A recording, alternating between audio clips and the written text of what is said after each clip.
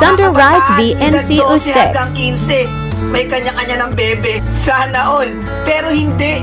Iba na kasi talaga ang kabataan ngayon na sa sobrang tutok sa social media, hindi na nila nakikita yung mga hirap ng kanilang ama't ina. Mga wala nang pakialam, basta sila masaya. Ang daming kabataan na pinagsisikapang pag-aralin ng magulang na maidaos lang sila sa araw-araw. Tapos ano ginagawa? Nakikipagkita sa jowa. Oo, walang masama kung nagmamahal ka.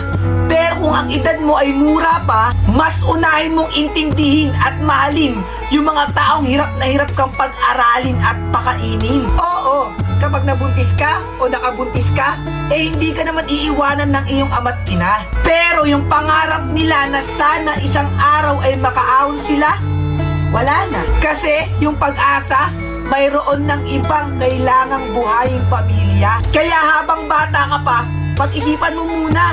Huwag ka magpadala sa tukso habang may oras ka pa. May tamang edad para magjowa o mag-asawa ka.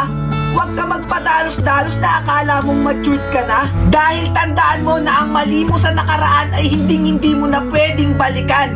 Hindi ka gaya ngayon na kung saan ang kasalukuyan ay pwede mo pang maagapan. Kaya makinig ka.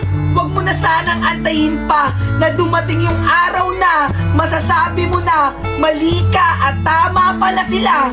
At lahat ng yan ay kung kailang wala na at huli na upang baguhin mo pa.